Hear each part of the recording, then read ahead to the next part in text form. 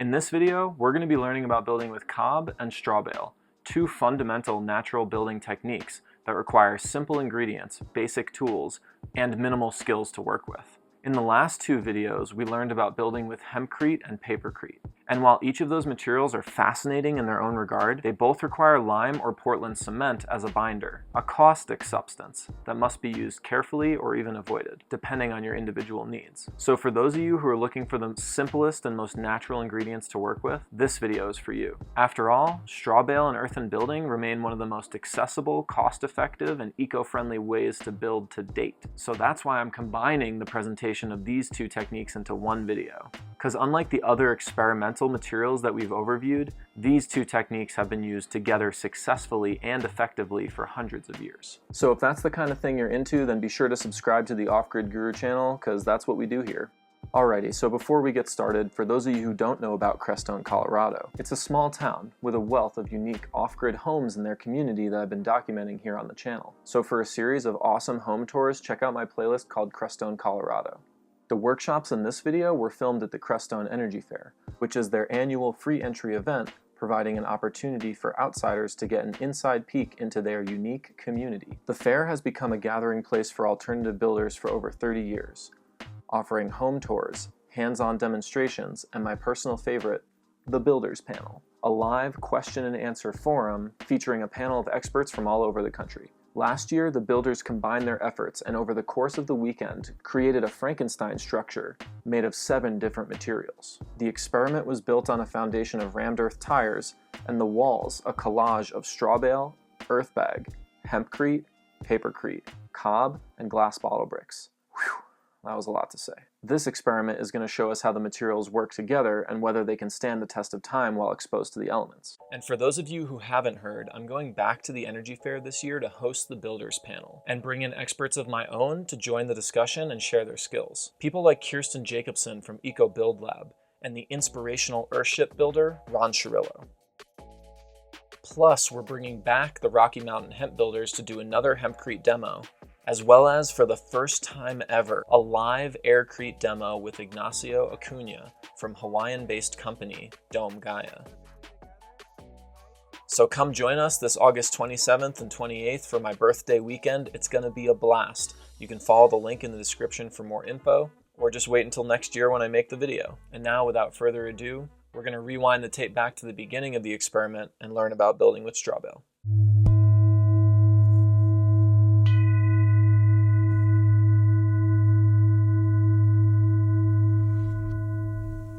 So you're doing Strawbale on top of tire?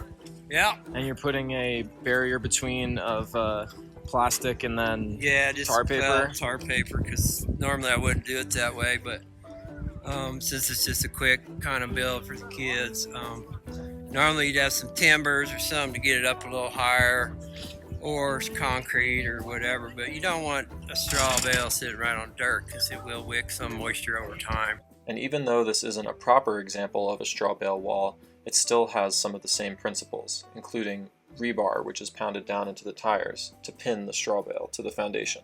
When creating a Strawbale wall, it's important to know how to divide up a larger Strawbale into smaller ones. A metal rod with a handle on one side and a hole drilled through it on the other is called a bale needle, and it's basically just a giant needle that you thread the twine through the Strawbale with.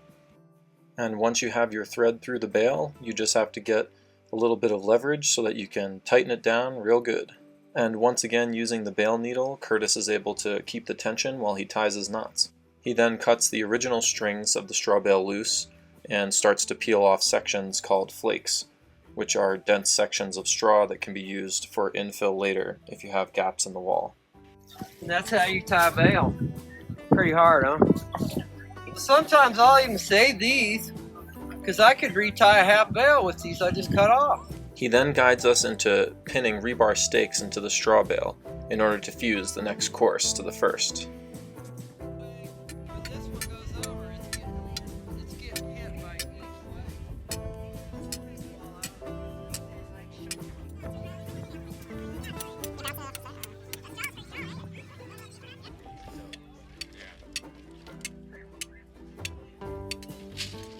In the end, the rebars are sticking 6 to 8 inches out to receive the next bale. You don't need a bunch of expensive tools. You could have someone come put your foundation in with the specs, having the rebar come out or whatever. And look how fast it goes. You call all your buddies over for a weekend, you can have a whole house stacked. Now everyone thinks it's done then, but no, it's just starting because you got to put doors and windows and prep and stucco and then the finishes and the flooring, and that shit takes forever. And while Curtis's demo might have been quick and straight to the point, our next teacher had a lot to say about cob building. He even took the time to give me a private, hands-on tutorial. Check it out. My name's Sean King. I'm a cob builder and cob instructor with earth and plaster, bricks and floors, and cob as a building material. And I'm out at the Crestone Energy Fair. And we have a demonstration building where there are a bunch of different kinds of styles of alternative building being demonstrated in a hands-on way. And this is cob. So we're going to talk a little bit about what happened here. Yesterday we had a thunderstorm downpour when I was setting up to mix cob and wound up with cob that was wetter than I wanted it to be. So I went ahead and put it on the wall anyway, because cob will dry very quickly on its own. It tends to want to get rid of its moisture very quickly. And I set it up with what are known as drying structures. So instead of just building a pile of cob on top of the wall as a thick layer with a flat top, what you have is what is known as spine and rib structure. I learned all of this at Cobb Cottage Company, which is where I've taught on and off for the last 6 or 7 years. And what this allows is the wall to dry a little bit more quickly and especially more evenly, because uneven drying promotes cracking and you don't want your wall cracking. If you look at the material here, what you'll see is there's quite a bit of straw mixed in. In this case, this straw is from straw bales, so it's agricultural straw, probably wheat straw. You can, if you're really close to it, you can see that there's aggregate in the form of coarse and fine sand, and I'll show these materials a little later on, like up to this size in it. And then there is some clay-rich subsoil. I don't usually say just clay because that gets people very focused on how much clay there is in the soil.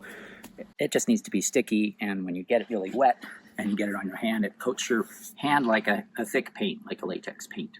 And that'll be plenty of clay in your soil to allow you to build with some cob material locally. So what we're going to do now is we have some of the mix left over from yesterday, and it's about the right amount of moisture. Now it's had a little bit of time to dry out. And we're going to add it to this structure and level it out this time because we want to leave this site with the structure ready to take another layer of whatever, not necessarily just cob. One of the things this type of structure allows also is it's kind of like a locking structure. So if you're imperfect about adding and combining the next layer, there is something about the layer that's below that helps lock the upper layer in. The two will lock on one another. Okay, let's get into it. So this is the cob. Still very wet. And if you listen carefully, you can hear the sound of it. That sizzling noise is aggregate, and that's a good amount of aggregate. So what you do is you put the cob up near your ear and you listen for the sizzling sound to gauge how much of how gritty your mix is. And I'm usually looking for a good amount of sizzle for a strong cob mix. So the another thing I'm looking for is, can I get some lift? Can I build upward a little bit? Yep, it'll stand up while it's wet. It won't just slide downwards and sideways because of gravity. Another thing I'm looking for is, if I pull on it, does it resist or does it come apart right away? This resists enough. More would be better, but it's enough. Also, I can't shear it. This type of force across something is shearing force. And it's important. Part of building integrity is to be resistant to shear forces, and it's pretty good. I'm working pretty hard to deform it. So I would build with this. Now, when adding to a layer, what we want is we want to add enough moisture that I can mix this layer in with the one below. I'm not just stacking it on top. I'm going to mix it in. I'm not going to add slip because that's kind of unnecessary. There's enough clay binder in this previous layer to work as long as it's adequately moistened. This is a little dry. It's a little crumbly on the top. So I'm going to add moisture discreetly in small quantities. Add a little bit on the top. Is it too much? Almost. You just want to kind of get your hand wet and smear the top with it. Because what happens is as you're adding moisture to the top of the wall, gravity's pulling water down through your system, and it's going to concentrate at the bottom of your wall, which is holding all the weight above it. You don't want to be wetting the bottom of your wall while you build. So, there you go. If I just plop it here? You can plop it there. You can also add it in between, because what we're going to do is repeat the structure above. If we're, today we're going to flatten out, but if you were building and you wanted to keep going, you'd want to repeat the structure above. So what you can do is you can use what's called a cobber stone to help you make sure you're getting your materials blended.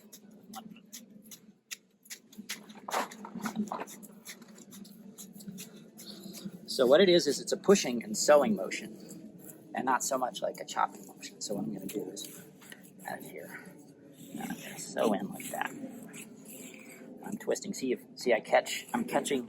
As I do that, I'm catching individual bits of straw and pushing them in. So it's like sewing.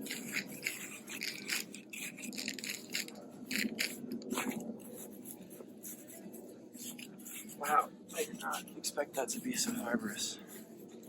This is maybe even a little more straw than I would use, but it's not too much. When you get into really high straw content, you can get to the point where it becomes attractive to termites. There's not that much straw in it. That won't happen.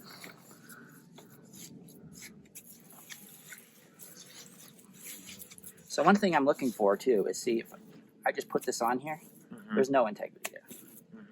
But if I'm going to mix, and I'm going to try and get around and do a little sewing all the way around the edges. And you can do this with your hands too if you want. Either way. It doesn't matter if you're destroying a piece of cob. That's fine. It's not supposed to. You're not supposed to have a wall made out of clumps, because that actually won't work. So what I'm looking for is has it actually attached to the wall? And where it hasn't, I'm going to do a little extra work. So when I wiggle it, you can see that it's not pulling up on the edges. It's not a separate piece anymore, see? And try and lift it off, and it's going to take some work. I'm going to tear it apart trying to lift it off. That's the kind of connection you want. If the wall dries out while you're working, add a little more. It's all right. Just do a little bit here. When I'm attaching to wood, typically I'll have nails in the wood because cob expands when it gets warm, and vice versa in cold. And so since they're shrinking and swelling in opposite directions, they separate themselves. Whereas cob and metal will shrink and swell in the same way. So the cob will grip nails. You can use rusty recycled nails. And actually rusty is good. The rust adds to the connection between the cob and the nail. And that provides a permanent bond. And that's how you build with window frames and door frames. You'll have a piece of wood inside the cob that's got nails in it. Yep. They call them dead men. One of the names for them. So I'm always connecting the cob to the surface below, and I'm connecting the cob to itself.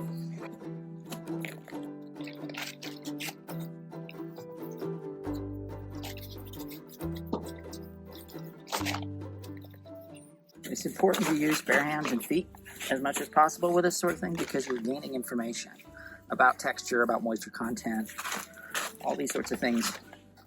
Your body learns it from the cob by direct flesh contact. It's harder to tell any other way.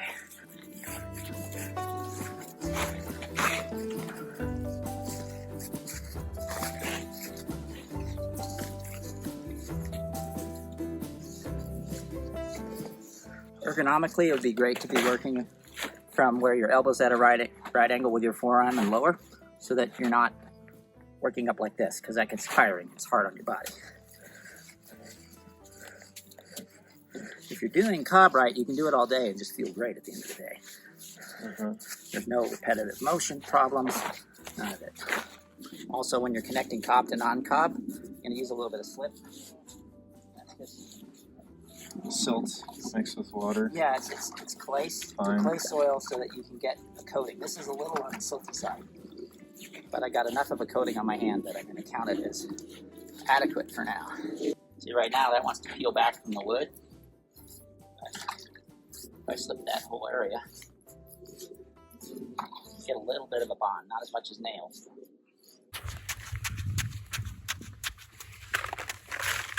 So I'd also say push instead of stab.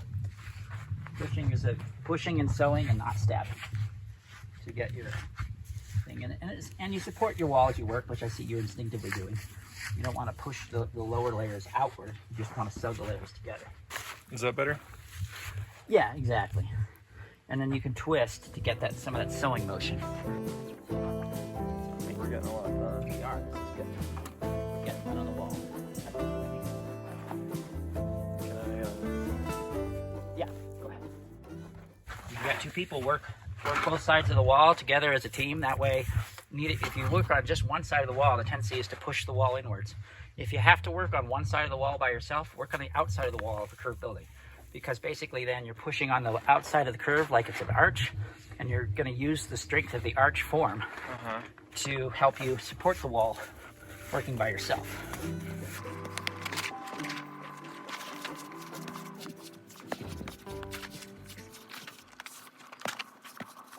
Is there something to be said for the moisture when you slap it together?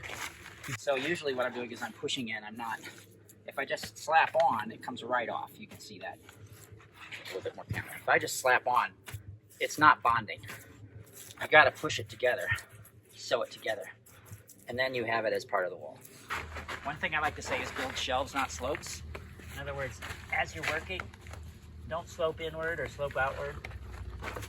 Don't slope downward unless you along the length of the wall, unless you're doing something specific with that. Because it's hard to add material to a slope. You also don't want to leave a lot of extra hanging at the top, like to build upwards and have it mushroom outward, because the gravity will pull on that and can pull your wall apart and down overnight if you allow there to be a big buildup at the top. The other thing I'm doing with sewing is I'm not pushing across the wall very much. Trying to stay going downward into the core of the wall, so I'm not trying to push the wall open or push it apart with the cobbler's thumb.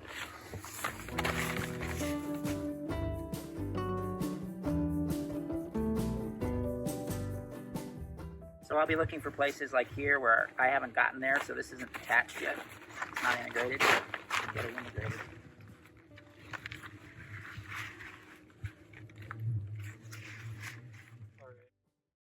If you get a tarp with a bunch stuck on it, you just get it wet and start working on another tarp. And later on, bring a load of materials and it'll get incorporated naturally in your next batch. None of this is particular. Oh, excellent. Get your feet in there. How's that feel? Tell me. Is that good? I can hear the sandiness. Can you hear a little sizzle? Okay. You can see straw throughout the surface, which is a good sign that you got decent straw content. It gives when you step on it, but it also kind of wants to stick to itself. As you go, what you want to do is you want to break any clods up. Make sure that there are no big chunks. This stuff is really nice. Not that that's a huge problem. You just have to pull it off the wall, and it's extra work. And just pull it back. Kind of made a little bit of a burrito. That means it's sticking to itself. This is a little wet, but it's all right. And then by hand, if you have wet and dry like you do there, you can just finish the mixing by hand. So this is a little soft, a little wet, maybe a lot wet if you're in slow drying conditions, but we can work with it. It's fine. Cob is very forgiving. You don't have to fuss over the ratios that much. This particular ratio happens to be 1 part clay-rich soil, a very rich clay soil, 2 parts of crusher fines, which is like various sizes of aggregate, none of them that fine, and then what's known as blow sand around here, which is a very fine sand that's picked up by the wind. 2 parts of that, so mixed together. And then straw is to taste. You just add until you get to the point where you have those tensile strength relationships we were talking about earlier.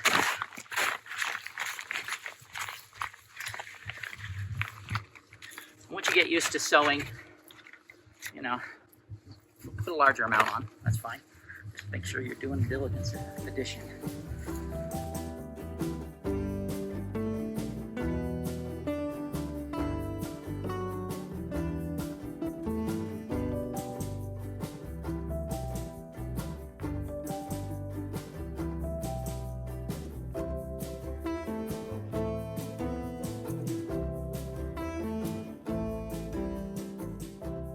All right, I got to go in a few minutes, but I'll just recap some of the most important things. Leave the wall how you want it when you leave, because you don't know when you're going to come back to build. So in this case, there's going to be other layers added, so I want to leave a series of flat components here, shelves, not slopes, for the next build. And I'm allowing it to be monolithic and not have surface area and openings for drying. I'm going to make sure I don't leave the wall with a lot hanging outwards. Here it's a little bit out, so we're going to trim it. Carve this. Yeah, and you carve it, and you want to carve along the plane of the wall, not push into the wall. So when you're building, you want it to respect the wall's need to be vertical in gravity, plumb. So that's what we're going to do. You can do a little bit of a wiggling motion. Don't chop on it unless it's totally dry. But yeah, you want to build plumb. So we're going to get a level, and we're going to show you right up against the wall here so that you're keeping it vertical in gravity. We don't want it to move inward, so if I have extra trim, I'm going to integrate it. Every little piece you add anywhere, make sure that it's sticking. So remember, when you're adding your cob, that'll be where we can grab it. If I'm going to add a little material like right here, I'm not just going to stick it on. I'm not going to throw it on. That doesn't work either. You got to integrate it. You can use your own hands. See, that's part of the wall now. If it's part of the wall when it's wet like that, it's going to be have good integrity when it's dry. None of it's wasted. If it gets dry, wet it again. 100 years from now, if you're cleaning up a wall or fixing something, shave it off, chop it off, get it wet, dance on it, put it back on the wall. It's still good. You might have to add some fresh straw. That's it. There's no expiration date to earth and building material like this. Okay, let's take a look here. So I don't think the wall below is necessarily plumb, but we're going to do the best we can.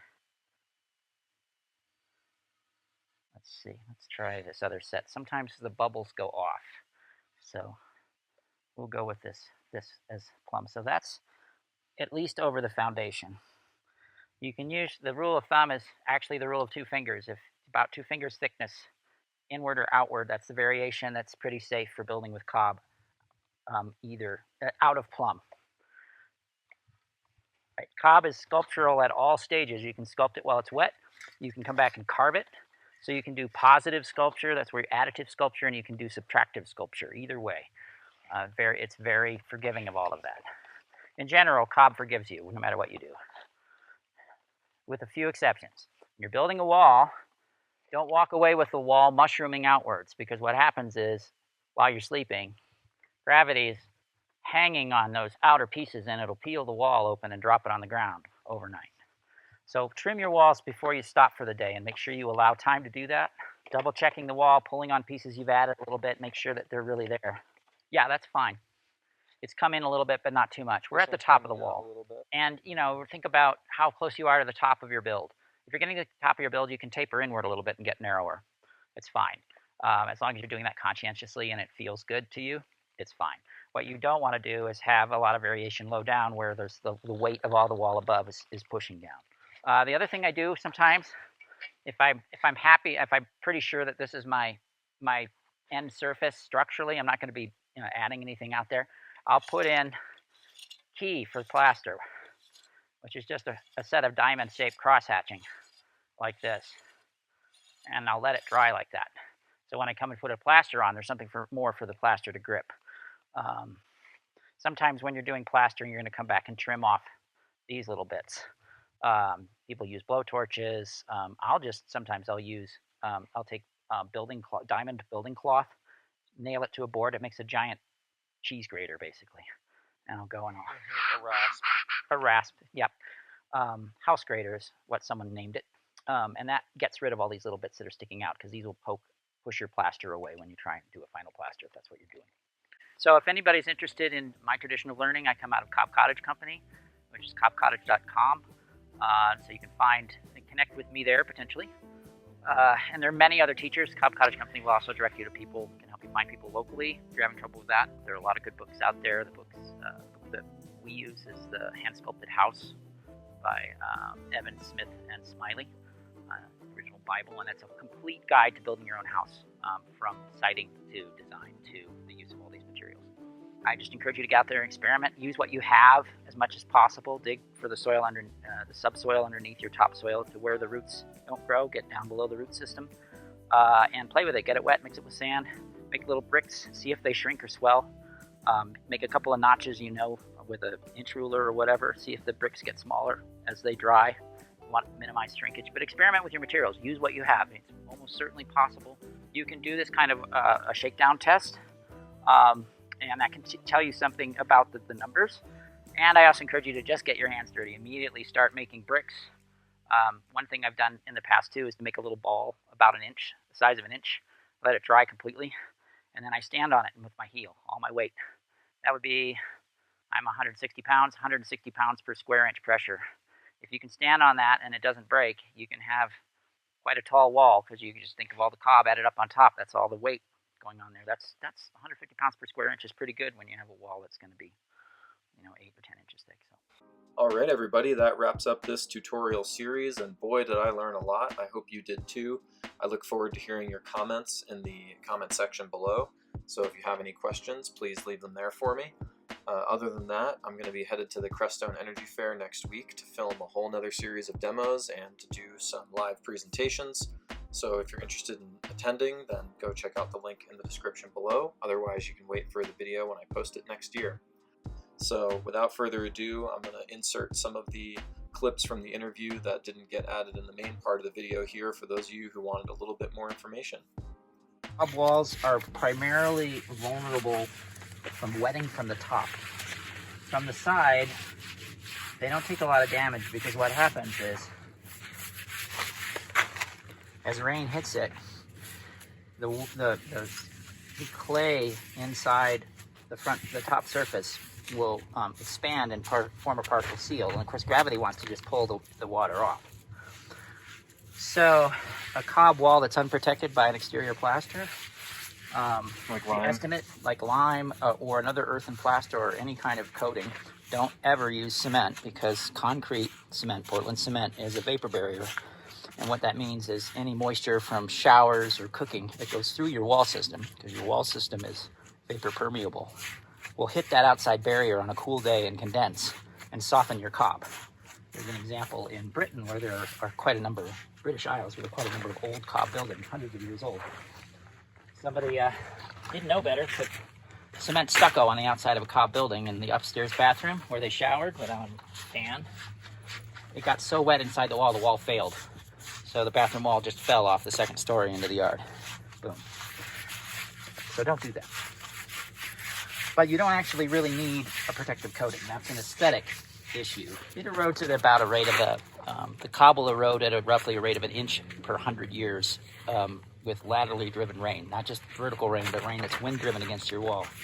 So it's quite durable.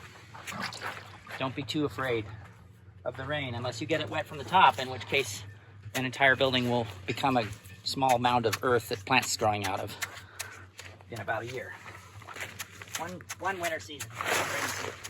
If I was building up, this is a stopping point, but because this is the top of the wall in this build, but I'll just tear it apart to show. If I was going to come back later, I would be pulling up like that and then building also structures that basically look like a spine and ribs, so that you're allowing even drying of the wall. If you're working in a really dry climate with siltier material, which I do in Sacramento, I actually build these parts as pockets, so that when I come back, I can wet the wall with a little pond, because my silty soil is very hard to re-wet. The purpose of this building is to allow people to get a hands-on demonstration with a number of different alternative building styles. Papercrete, this is hempcrete, Strawbale, pounded tires for a foundation. This building is permanent. It's going to be on this site. It's going to be used as a children's space during the energy fairs and other events that might be held here. And part of this too is right now, natural builders or alternative builders are kind of siloed. They know their system. Strawbale people are doing Strawbale, Earthship are doing Earthship. But we're in an era, the early part of an era of integration. So this was an attempt to get people who have different building experiences and expertise in different styles to hybridize in a very experimental way to see what would happen. We also have earth bag. So people will get an opportunity to see and feel different things. And this will wind up in different building styles. And also the builders who live here in this area, there are quite a few alternative builders in Crestone area. They'll get a chance to see what worked and what didn't. Failure is your best teacher. So experiment, fail early and often if you want to succeed. That's one of my little aphorisms. And just pay attention to the results, and you can learn as you go. Most of these materials are fairly forgiving in a lot of ways. One general rule of thumb is don't let the walls get wet from the top. COB, if we had rain conditions today and it was going to rain on here, I would cover this wall, because if it wets from the top, the water gets pulled down by gravity, and you're just, from the sides don't matter much, but from the top you got to keep it dry. That's the same is true with straw bales. Straw bales get wet from the top, the water seeps down in the middle, and they rot. Keep your bales dry from above. They're less vulnerable from the sides, but straw is a lot more vulnerable than cob. So cob won't burn, it won't rot. It's not subject to insects unless you get the straw content so high that termites get interested in it. This is fine. No termite's going to bother with this. And it has an indefinite lifespan as a wall system. If you take the roof off of it and let it get rained on, it will go back to being garden soil in one rainy season. The whole house will dissolve, basically.